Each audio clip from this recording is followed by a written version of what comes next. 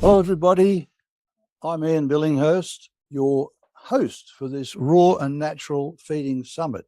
And this is a kick-off, well, it was described as a party, but as we're so many different time zones, some of us early in the morning haven't even maybe had our first coffee, and some of us late at night. So it's a kind of a party, but really it's a panel interview.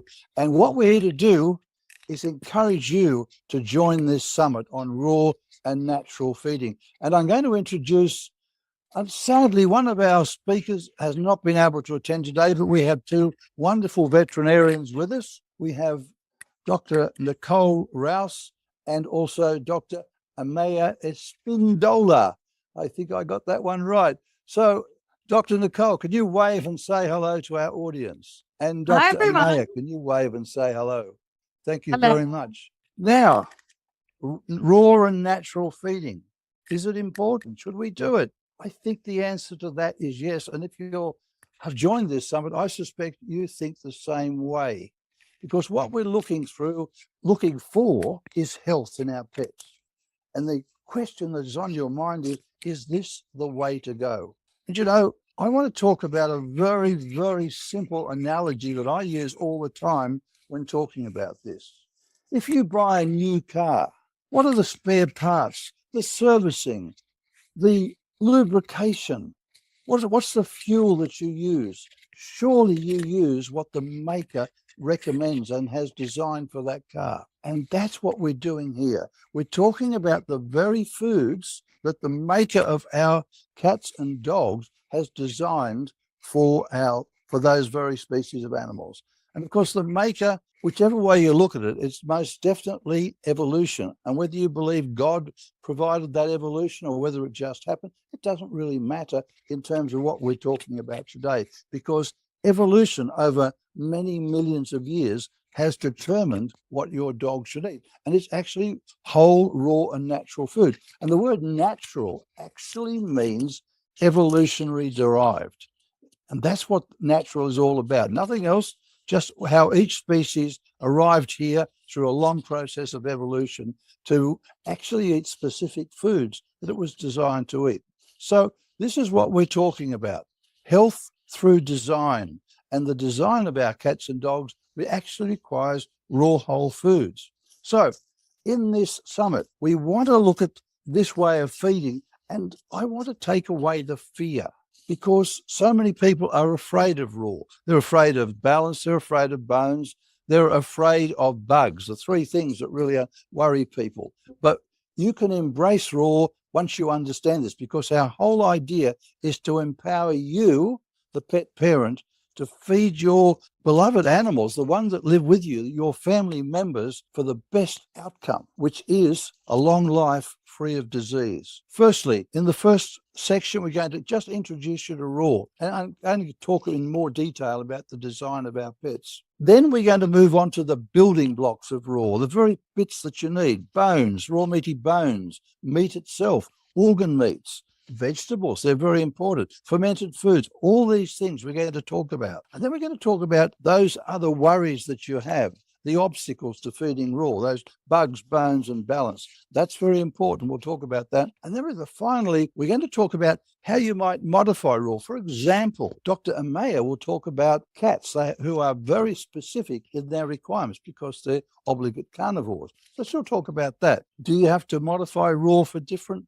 stages of life? And can you modify raw in the face of disease? So all of these are questions we're going to cover, and that's what you can look forward to in this summit. It will be a very empowering and exciting journey for you all, and we're looking forward to presenting this information to you. Now, having introduced you to that, and I hope I've whetted your appetite for this, we're going to hear from each of our wonderful panelists. Sadly, we have one missing, but we're going to fill in with two excellent and wonderful people, Dr. Amaya and Dr. Nicole. So now they're going to talk to you now, hope they're ready, about their unique perspectives on incorporating raw food into feeding your pets, and maybe a little bit about their very specific topic. And I'm going to start off with Dr. Nicole. Now, Dr. Nicole is an integrative veterinarian, so she combines, I guess, conventional veterinary medicine with natural or whole raw feeding. And that's very important. Dr. Nicole is from Melbourne, Australia, owns Mont Albert Veterinary Surgery and runs the natural pet health and lifestyle brand called Shy Tiger. Now her goals, her dedication is empowering pet owners through education on optimal pet care. So this is wonderful. It's not just handing out drugs from Dr. Nicole. I think she provides a service rather like myself. She's very well. This is definitely not me, but she's very active on social media and shares great information on tips on fresh feeding and natural health alternatives. That's wonderful. Her goal, Dr. Nicole's goal, is to help pets live their best lives by promoting a holistic approach to pet wellness. Isn't that wonderful? So now, without further ado, let me introduce Dr. Nicole. Dr. Nicole, can you now speak to us about your approach to raw and natural feeding and your particular topic, which I believe is supplementing raw food? Absolutely. Thanks, Ian. So I'll start off with talking about my presentation first, if you like, because it's fantastic topic I've got coming up for the Pet Summit. So we're going to be talking about supplementing raw diets, and I think quite a hot topic, and a topic that a lot of people get a bit worried about and oftentimes over supplement. I think they fall for a lot of marketing and things, and they try to get all the things because they're so worried about not ticking all of the boxes. So what we do with our talk is I go through the fundamentals of whether the modern dog is truly different to their ancestors and how physiology has potentially changed. We look at that, and then we go through modern farming practices so that we can compare perhaps changes in the food that we're providing our modern dogs and whether they might be missing some nutrients. And then that helps lead to understand why we may need to supplement in certain situations based on modern sort of farming practices. And if you think of intensive farming and how the nutrient profile might have changed. And then we go through the physiological changes in our pets that may demand more supplements. So I guess a standard supplement, so something like we'll talk about kelp powder or alfalfa powder, like I know you're quite familiar with that, Ian, and brought that to us to tick off some phytonutrients and trace minerals. We'll talk about really common supplements like our omegas that we need a lot of. We love our omega-3s these days, especially with the farming practices. And then I'll go through lots of the popular ones like turmeric. We go through it all, even the brand new one that lots of people have heard about, the palmitoyl-ethanolamide, the PEA, which is a fantastic one. So it's jam-packed full of lots of really practical tips for people, lots of dose rates of supplements if they're a bit worried how much to give their pet. We've got dogs and cats in there. I think we can't, sure Dr. may agree with me, can't forget about the cat. And it's just a really nice practical presentation. I think every single person will take something away and maybe tweak what they're doing, but just have a bit more confidence. So that's my goal with that presentation. But my approach to raw feeding with my sort of pet parents or the community I present to, as you mentioned, Ian, is all about education, because I really started my vet career as a conventional vet. I was a kibble feeding vet. I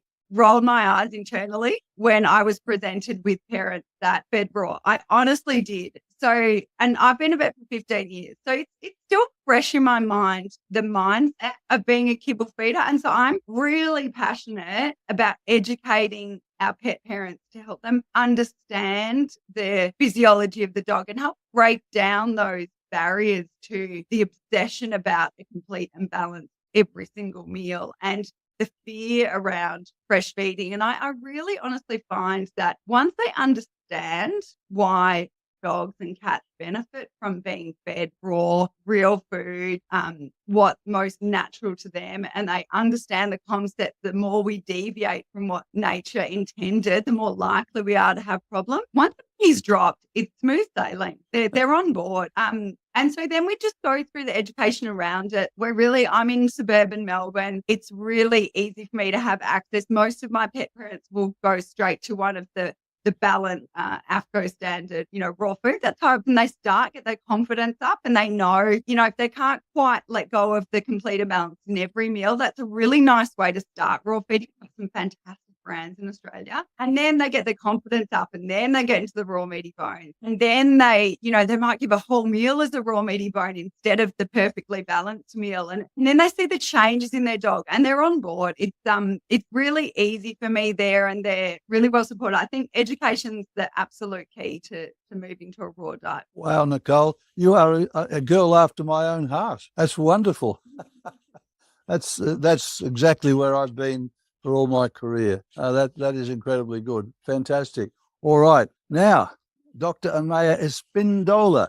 I think I got that right. Yes, Dr. Amaya Espindola. She has been described or is described as a very versatile individual. Well, a doctor, a veterinary surgeon. Now, she has excelled in various fields, such as, veterinary medicine, but music, coaching, entrepreneurship. And over the past decade, she's resided in Mallorca, Spain. I hope I got that right too. I'm very bad at pronunciation. I only did first year French when I was at school and learned things like le chien est sur la table. That's the extent of my ability to talk in other languages. Anyway, and ironically, that remembrance, the dog is on the table. My goodness, that's been my whole life professionally. But anyway, I diverse.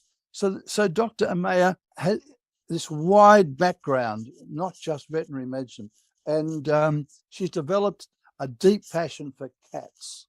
And we have our own little cat here, and I've always had cats, and they're actually, I think of cats more like women and dogs like men. Kind of dogs are, yeah, right. Cats are smart, and they're always doing things that will be behind me. Think, oh. And if I want really good advice, you go to a woman because they're smart. Anyway, so cats, they're very different. And I think Dr. Amaya has seen this captivating world of cats.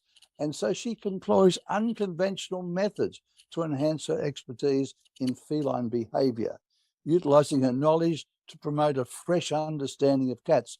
And I've seen a little bit of her work, not a lot, but a little bit. And it's very refreshing. And you learn a lot just by a few minutes by being with Dr. Amaya. Her mission is to revive their innate wild instincts. And when you feed raw, you start to do that. And also educate pet owners about the profound bond between humans and cats. Our cat is so smart. She tells me what to do all the time. So there's two in my life that do that. The cat, or actually three, there's a dog that does the same. But anyway, so Dr. Amaya emphasizes how this connection can enrich our daily life. So without further ado, Dr. Amaya, can you talk about both what you're going to present and also about raw itself and your particular approach to raw? We're looking forward to hearing from you. Okay. Thank you for that introduction. Actually, when I saw it, was like, wow, nobody described me better.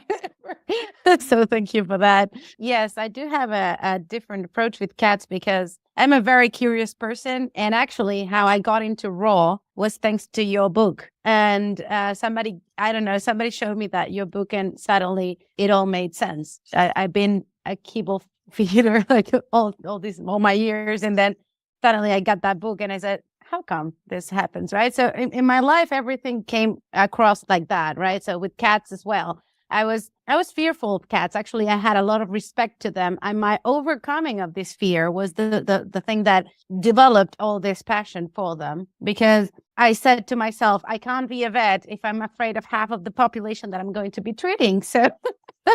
So I decided to work with specialists and start working. And then I understood there was something behind it. And I had really good teachers into this. So once in my experience, I had to work a lot with behavior. I worked in animal protection services, and that allowed me to work with many cats at the same time, behavioral problems. And then I noticed that despite we were doing a lot of things in health, there was something missing. And that's when your book showed up. And then we started working with our animals with raw food. And that's when I noticed that all the medications that I was using, because imagine that if you work with a lot of cats at the same time, the stress levels are high. But when we start feeding raw, not to all of them, but to most of them, actually diseases decreased. And I was able to use more natural sources in medicine. And then I was able to open up to all these new things that I do today. So I thank to that job that I had before,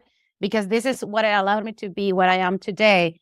And this is what I'm actually teaching you on the modifying the diet for cats, because it's not only about the diet for a cat. It's pretty simple, but the problem is that it's hard for the cat to eat it. Transition is the biggest issue that most cat parents have, and they don't understand how cats actually relate to food, how important it is, what mechanisms, internal mechanisms they have to approach to food. And so we believe, we know that they are the true carnivores, but yet they are really addicted to the ultra processed. So there is a mechanism of why this happens, and this is what you're going to learn from my talk. And this is what I learned when I tried to switch a cat that came from a really unknown background, and tried to switch it to raw to make him be better with lower.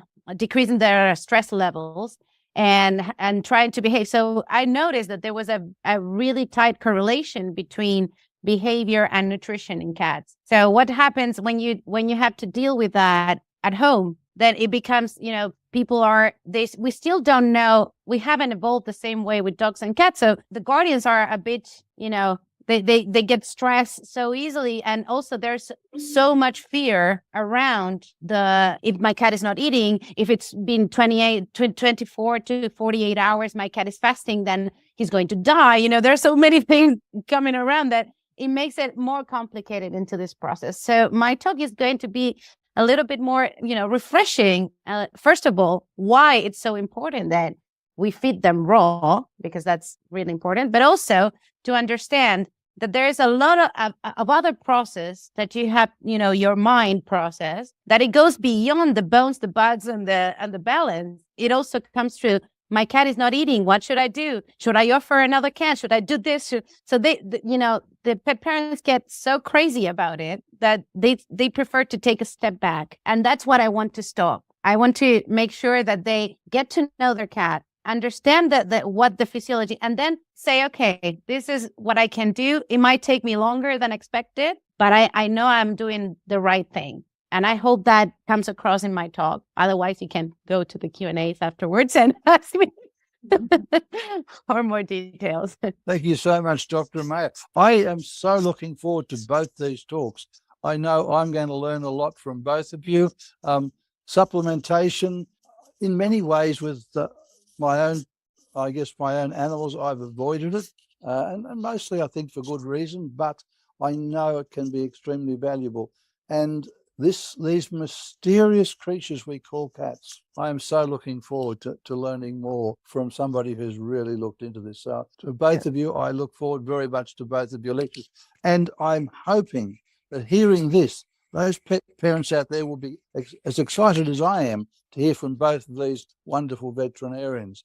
Now, somebody has put together this panel discussion. It wasn't me, it was given to me, and it was a wonderful outline. So what I've been asked to do now is give a brief overview of the benefits and principles of raw and natural feeding for pets. Well, the benefits are quite simple: a long life and a healthy life, a lot of veterinary costs gone, and for your animal and yourself, the joy of life, living without being hopping on what I call the medical or veterinary merry-go-round. Because once you hop on that and you're on and usually it's an animal that is being fed, well, it always is actually, almost always, with processed pet foods, that medical merry-go-round then becomes drugs and then side effects, more drugs to beat the side effects. And it just goes on, and it's a downward spiral. And it's very sad. And so many pets today are on this medical or veterinary merry-go-round. So the benefits are really simple: a long and healthy life, simply by switching animals to the food that they were designed to use. Now, somebody mentioned principles, and the principles are really the principles of evolutionary nutrition. People an evolutionary food, because I like to leave the word nutrition and nutrients out as much as I possibly can, because what we're doing is feeding food. And when you get the food right, the nutrients follow, unless, of course, as Nicole will talk about, there are some very heavy or very bad deficiencies in the soil on which that food was actually grown. But apart from that, it's a matter of feeding the food that our dogs and cats were designed to require by a very long process of evolution. And once we do that, when we supply the foods that our dogs and cats were designed to use in their broad spectrum, very broad, so variety is key here. And it roughly, and I say roughly, and Nicole mentioned this, roughly in the evolutionary balance. And it's different for dogs and cats, by the way. Cats being obligate carnivores, their balance is different to the dogs, because the dog, and we'll concentrate just for a moment on the dogs. Our dogs, and they're important words. For a cat, it's probably the simplest creature on earth to feed. They're obligate carnivores. They just eat other animals. And the whole prey model actually completely suits a cat. And remember, the whole prey also has some gut contents and a little bit of feces too. So you've got to keep all of that in mind. It's a whole prey. For the dog, it's different. Our dogs are scavengers. They're scavengers. Now, that means they eat a lot of food that is going off. They eat a lot of bones, because what's left over for a scavenger when another animal, such as an obligate carnivore, for example, has eaten food? There's a lot of food left over that is bone. So this is why I wrote the book, Give Your Dog a Bone, because it's very important to understand there's a difference here. This is not the whole prey model does not actually work particularly for because a growing pup needs all those extra bones for its growth of its own bones. But that's something I talk about too, in the importance of bones. Now, what happens when you feed a real food? Well, you feed this nutrition, which is actually balanced biologically as opposed to legally, and that's far better. It's got the nutrients we know about, the nutrients we don't know about, and the nutrients we don't yet understand as being important. So that's a wide range of stuff, quite different from AFCO or FIDIAF or even NRC. But you're looking at psychological and mental health. You're looking at digestive health, dental health, the proper growth and development of young kittens, where the bone and joint health is so important. You're looking at a food that supports the microbiome, and we're just beginning to understand how the microbiome is so important in every aspect of health, including mental health and support and against aging and degenerative disease. So you're feeding food that supports the immune system. And for those who are worried about this one disease, this is a diet that is very much a cancer preventative, because it's not high in the one nutrient that feeds cancer. That's that nutrient called sugar. And all processed pet food today, being based on carbohydrates, is that. So that's my introduction. This is what you're learning about when you learn about raw and natural feeding. Now, I'm going to now ask our panelists, we need to discuss common challenges and misconceptions associated with natural feeding. And we need to address any safety concerns and potential risks, which what people worry about, such as bacterial contamination. So, Nicole, could I ask you to start off by talking about this in a general, or well, be as specific as you like, but the challenges, misconceptions that people have, and perhaps looking particularly at bacterial contamination. Yeah, thanks, Ian. That's great. For me, I think one of the biggest challenges for pet parents who commit to raw feeding or to really incorporate it is all mindset. I think it's either their internal mindset, and that comes across from the history of what they may have been feeding. And as I sort of mentioned earlier, this obsession with complete and balanced, and letting go of that need to have that complete and balanced meal every single meal of the day. And I'll often give them an analogy of a human child, and I'll say to them, well, if you took your human child to the doctor and they said to pick one cereal, one protein powder, one synthetic vitamin, and feed that to your human child every day for the rest of their life, and don't feed fresh meat, vegetables, would you look at them and think, oh, amazing, okay, I'll do that? It just doesn't even make sense. So it's breaking down that mindset, I think, is one of the biggest barriers. And then it's whether they can really stick to that mindset and fight off that and be resilient against other people's mindsets that they're throwing at them. So whether that's conventional vet that's telling them, the dog gets a bit of diarrhea, and of course it's the raw diet fault or something. And look, I'm not trying to throw my peers under the bus or anything like that. It's just a genuine mindset, isn't it, with the kibble? So whether it's them being resilient enough to understand that, what the benefits of raw diet and these mindsets of these other people saying, no, it's not balanced. You're going to be causing issues to the dogs. They're going to have deformities. They're going to have this problem, that problem. That's definitely one big issue. I think there's a bit of a lack of transparency in the pet food industry that also means that people don't feel strong enough in their understanding of what is in the food. They don't know how to read food labels. So again, there's an education component that I think affects a lot of people. And then we're talking about the fear of bacterial contamination would be one of the biggest issues. And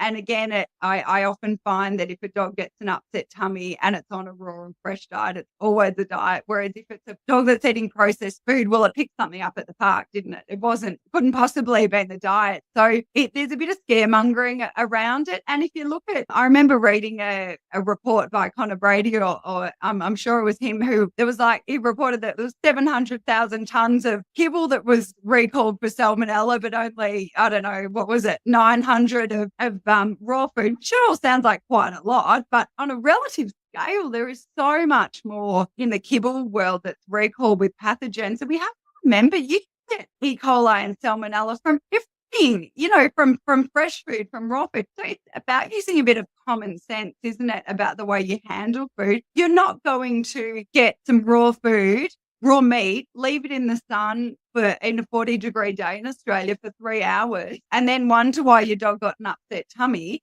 It's just, people just need to use a bit of common sense with things and handle things properly. And there's such little risk. So again, meat still comes back to education, but it's a mindset challenge. It's an education about the risk and and then the resilience against that scaremongering, really. And it's just, for me, it's all education. Thank you, Dr. Nicole. That is wonderful, because, again, you say, it sounds like I was talking, and I think that's a bad way of putting it. I just enjoy what you just said, because I agree with you entirely. And this whole idea that every meal has to be complete and balanced. Well, what animal out in the wild has a computer and a spreadsheet to make sure that that's what they do over evolutionary time? It's never happened. And what we rely upon are the homeostatic mechanisms that have been designed to work with real food.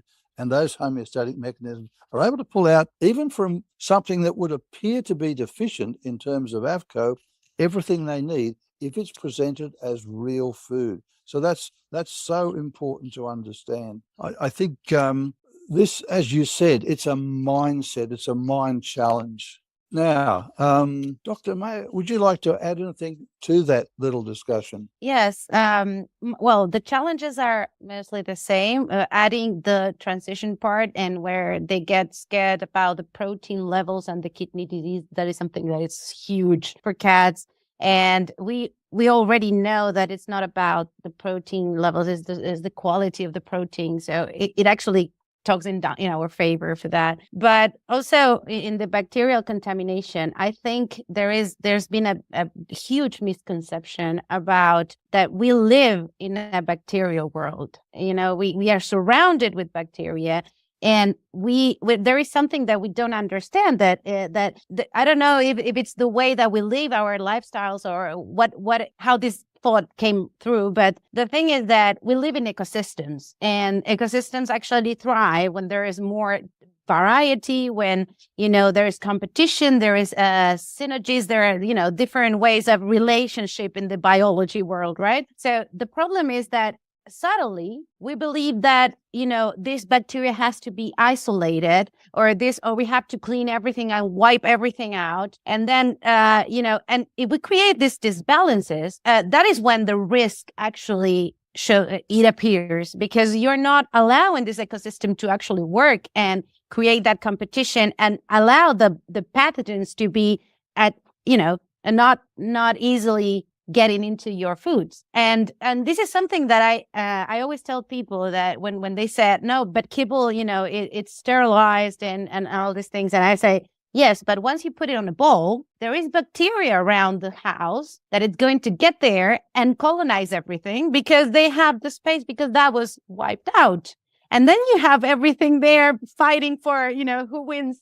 So I like to talk like that when I give this education. I try to make them people understand how this actually works. And I said, imagine if you put something that already has its realm, and somebody new comes in, and they're not going to allow it to get in so easily and colonize. So it becomes a little bit even safer to have more bacteria around if you have variety and diversity than if you just wipe everything out and just leave it out in the open. And this is something that we don't understand. And this is for ourselves as well. Our microbiome, the lifestyles that we get, not cleaning everything up and try to keep everything sterile. That's impossible. It's best to understand and keep our immune systems working and adding supplements if needed. That's the thing. If you need help in some ways, right? So that's the thing, because for example, in cats, it's kidney disease and toxoplasma. Those are the biggest topics, right? So when somebody's pregnant and they were feeding raw, they said, "Oh, my doctor says that," or whether I have to get rid of the cat, which I tried to tell them to change doctors. But besides that, when they say, "No, you're feeding raw," then you cannot get next to anything raw.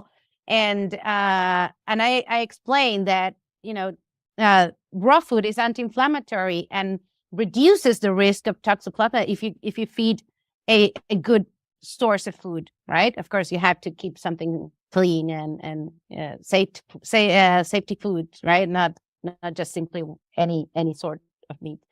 But then if you have minimum care and a little bit of common sense, there's no problem at all. And this is what I like to transmit, because there is a huge thing about this misconception about bacteria and everything. So yeah, education is the key here. Thank you, Dr. May. I think it's important for people to understand that whether you're a cat, dog, or a human, your immune system is there to live in harmony with the bacteria that we're living with. It's not there to fight them. The only time it has to fight them if one of them becomes too rampant, too many, becomes too huge in number. And as you've pointed out, if you produce a sterile food, that can be colonized very quickly if there happens to be in the environment some pathogenic bacteria. So you're producing a situation that could actually be worse. But more importantly too, or just as importantly, is the fact that if the food contains small amounts of Salmonella, E. coli, Campylobacter, that's actually necessary to say to the immune system, look, I'm here. And the immune system says, I know you're there, and I know how to put you down if you become naughty. But if it's not there, the immune system forgets about it. Or if it's never been there, the immune system doesn't learn how to deal with it if it should become suddenly increasing in numbers. And so it's important that there's always that little bit of pathogens, even in the food, and that way the immune system learns to deal with it and knows how to deal with it and recognizes it, because the immune system is all about recognition, living in harmony with the environment, because we've lived with that environment for millions and millions of years. In fact, we actually come from a bacteria and an archaea a long time ago, about 3 billion years ago, actually. But putting all that aside, learn to think of bacteria in food as your friend. It's part of the microbiome, and it's important that immune system recognizes those things. All right, what I want to move on to now is achieving balance. And Dr. Nicole, you've really alluded to this a number of times. So now I'm going to hand it over to you to talk about achieving genuine biological evolutionary balance with a raw, whole food and natural way of feeding. Ian, I think I'm going to have another little chat here where I probably sound like you talking again. So as we've alluded to, the obsession with balancing every single meal is not necessary, but of course it is important to provide a balanced diet over a period of time. And most raw feeding vets and people who talk about raw feeding would say, try to aim for balance over the course of a week. I think that's a reasonable period of time. So we don't need raw balance every day.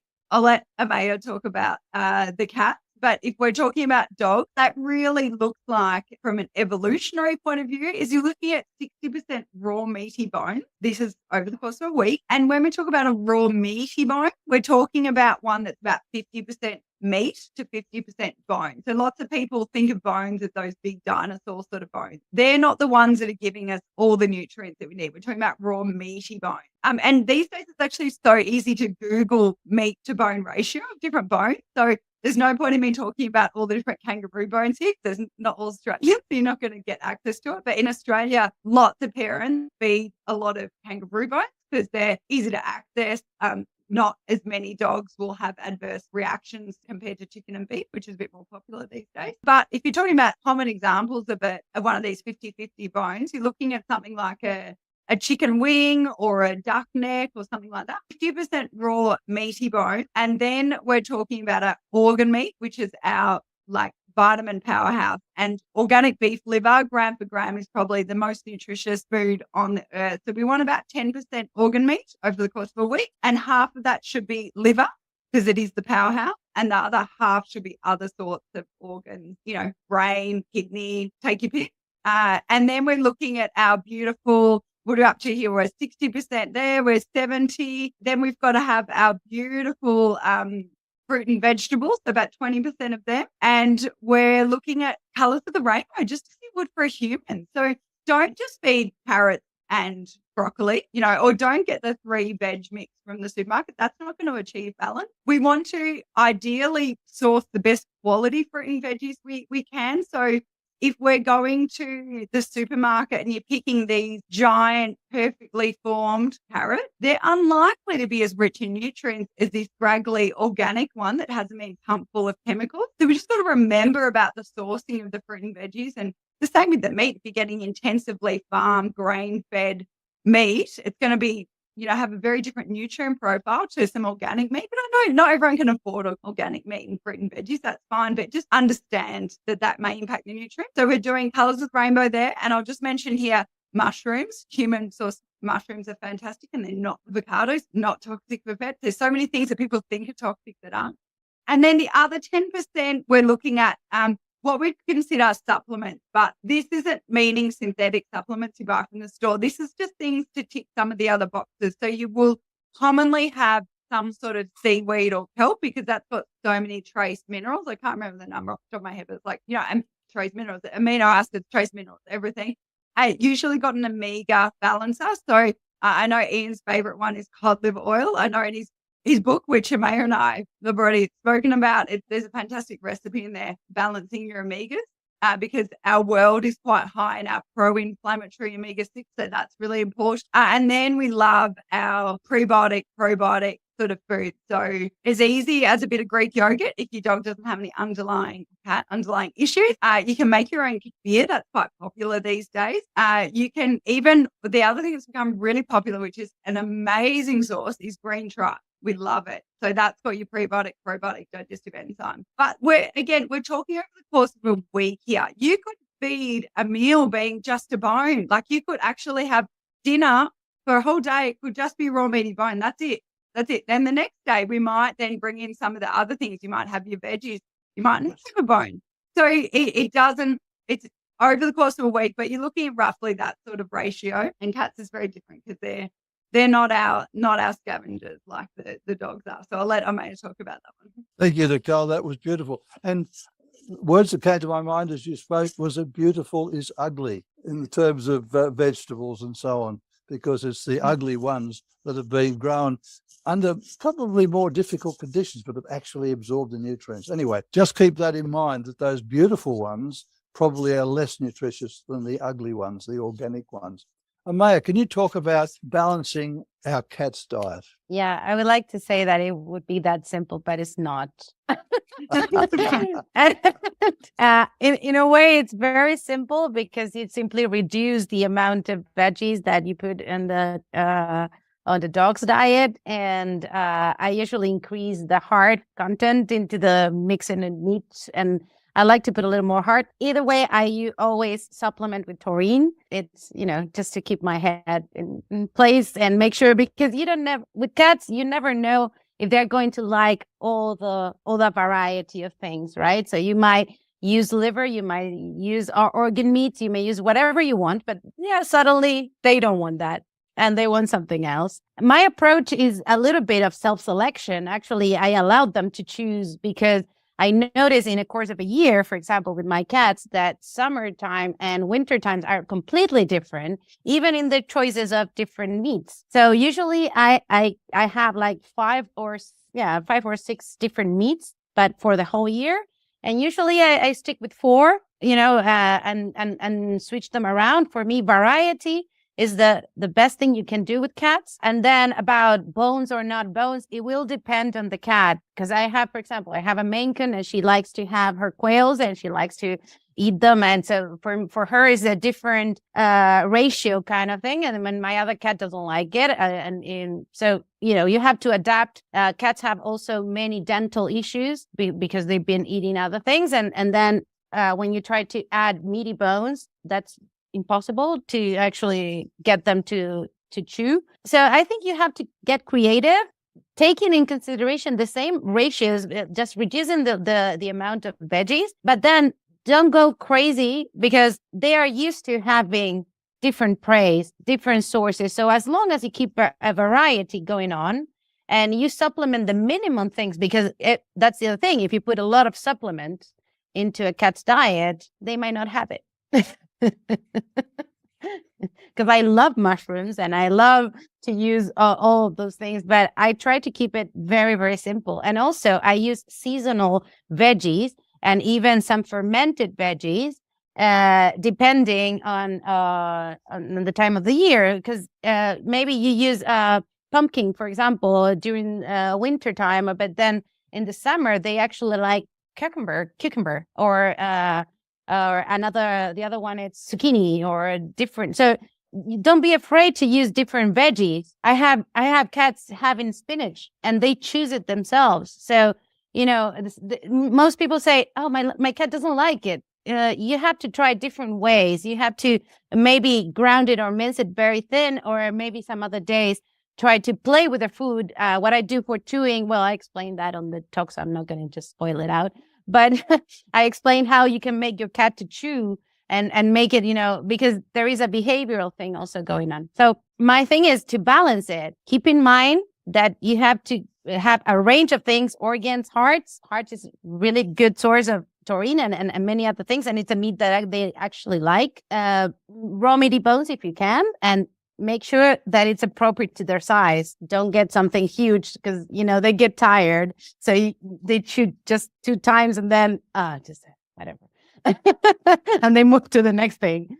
And then try to mix everything well. I said, make it with love, because if you mix everything in, they might not get the supplements in the taste and they will eat it. But if you just simply put everything on the bowl, you might not get that lucky. Thank you, Dr. Mayer. I think that's where the BARF patties come in, as you're talking about, where you can grind everything up and mix it together. And I do that with my cat, who really will tell me that she's not going to eat this, that, or the other. But if I make sure I put some liver in with my BARF patties for the cat, and it's always got a fair bit of liver, then she says, yes, I will eat this. Not to please you, by the way, just to please me, is what she said. So I think what you're going to learn from Dr. Mayer is how to think like a cat, and that's very important. All right, now, very quickly, Dr. Nicole, you give the people who are out there any tips on transitioning to raw, and maybe just concentrate on the dog, and we're going to ask Dr. Mayer to talk about transitioning, give her the really hard one, transitioning cats to raw. I'm quite pleased I get to talk about the dog, because I think I'm looking forward to Dr. Mayer's talk. I think I'm going to learn so much, because I find them quite challenging. So I'll pick the easy topic. Transition to dogs onto raw. I think for me, it depends on the dog I'm dealing with, and it depends on the personality of the client. So there's some really great research out there that shows that whether you do a rapid transition or a slow transition, you tend to get the same outcome, the same frequency of digestive upsets. There's a real mindset to do a slow transition. I think most of us recommend slow transition. So it depends on the client. If I have a client that's quite laid back, open, I'm not worried they're going to get quite anxious about what's happening, and I have a young, healthy animal, I'll just do a 24-hour fast or a 12-hour fast, depending on the animal. I might give it a little bit of bone broth or something like that. But I'll do a fast, and then the first meal will either be a raw meaty bone or a single protein. I don't go too much variety, and I'll stick with a single protein for a couple of days, just let them get used to it, and then we'll start getting a bit more adventurous. I might add in some sort of probiotic, but I don't get adventurous with a lot of variety and a lot of supplements at this point. We just do that transition.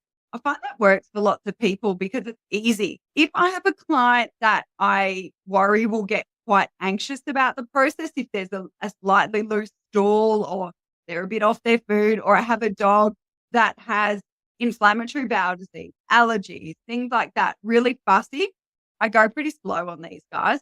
So what I'll often do is I'll often actually start with supplements, and when I'm talking about that, I'm saying probiotic digestive enzymes, and I'll work their gut health before I actually do a transition. So whatever they're currently feeding, I'll work on their gut health for sometimes a couple of weeks, and then we'll just do a very slow transition. So we're talking, when we get to the raw food, we're talking maybe 20-25% of their diet replaced with a raw diet. We do that for a few days. If there's no digestive upset, we then go to 50%. We do that for a few days. And again, we're single protein here. We're not going variety.